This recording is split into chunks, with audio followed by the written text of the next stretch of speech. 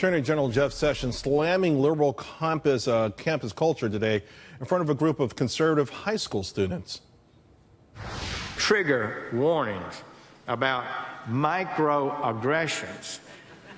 They have cry closets, safe spaces, optional exams, therapy goats, and grade inflation. Some schools are doing everything they can to create a generation of sanctimonious, sensitive, supercilious snowflakes. We're not going to have it. Try saying that 3 times quickly. Supercilious snowflakes. Sessions' speech focused on rallying against the suppression of free speech on college campuses and just general hostility against conservative students at any grade level. Now, he did add that school administrations are adhering to strict liberal ideologies and coddling students as well. Here now to discuss, Emily Jasinski, Washington Examiner commentary writer, and Patrice Leomuka, Independent Women's Forum senior policy analyst. Let me start with you, Patrice. What do you make of what the comments that Jeff Sessions had to make? And I think it resonates in high school, but obviously in a college campus setting as well.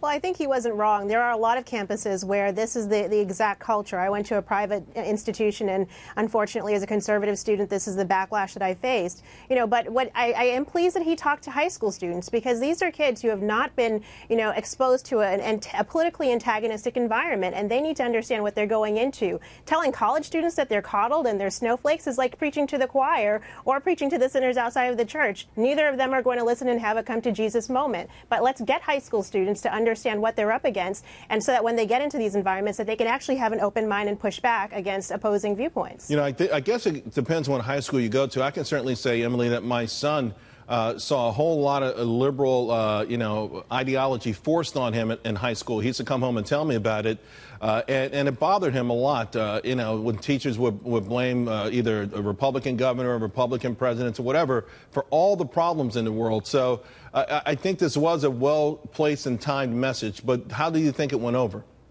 Well, this starts in high school, absolutely, and that's something that I think is underappreciated, because we take for granted that there's liberal bias on college campus. Everybody understands that, but more and more and more it's seeped into high school culture.